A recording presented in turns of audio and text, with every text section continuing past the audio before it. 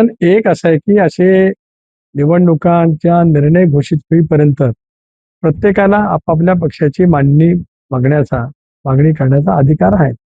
शिवसेनेला सुद्धा आहे. याचं कारण आताच्या मतदार यादीमध्ये शिवसेनेची संख्या ही अधिक आहे. राज्यातल्या 17 ठिकाणी असे वेगवेगळे संख्याबळ आहे. अशा वेळेला महायुती म्हणून निवडणुकीला सामोरं जात असताना एक सूत्र कुठलं तरी ठरलं जात असतं आणि त्या सूत्राच्या आधारितच जागा वाटप होत असते. जसं विधानसभेला जागा वाटप होत असताना एक सूत्र ठरलं की ज्याची जागा सिटिंग ती त्याने द्यावी. म्हणजे 19ला निवडणूक एकत्रित शिवसेना लढली, 19ला राष्ट्रवादी निवडणूक एकत्रित राष्ट्रवादी लढली, पण 22ला शिंदे साहेबांनी निर्णय घेतला एक शिवसेनेचा, उभाटा दुसरा भाग आहे, दादांच्या नेतृत्वाखाली आम्ही निर्णय घेतला राष्ट्रवादी, मग पवार साहेबांच्या राष्ट्रवादीला शरद पवार राष्ट्रवादी काँग्रेस पक्ष अशा पद्धतीने निवडणूक आयोगाने मान्यता दिली. त्यावेळेला जे सूत्र ठरलं त्या सूत्रानुसार राज्यामध्ये विधानसभेच्या निवडणुकीचं जागा वाटप झालं.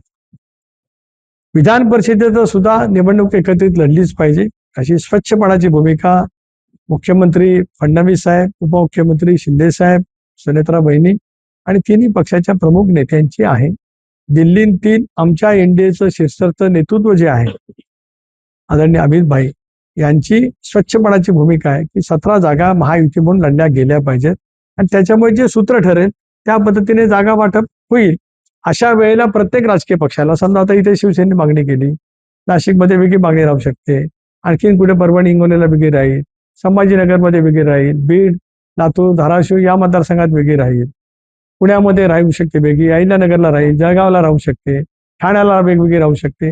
वेगवेगळ्या राजकीय पक्षाच्या सदस्यांचा किंवा त्यांच्या पक्षाच्या प्रमुख आमदारांचा हा त्यांचा तो नैसर्गिक हक्क आहे. पण शेवटी निर्णय ज्या वेळेला पक्ष सचिव घेतात आणि एनडीए म्हणून निर्णय ज्या वेळेला होतो त्याच्यासाठी सर्वजण काम करतात. त्याच्यामुळे त्याच्यात मला काय वेगळं आहे असं वाटत नाही.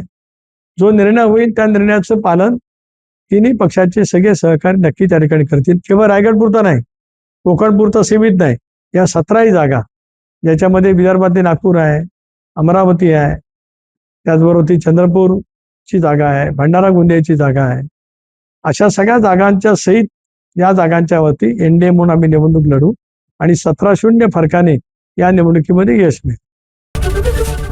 एबीपी माझा, उघडा डोळे बघा नीट.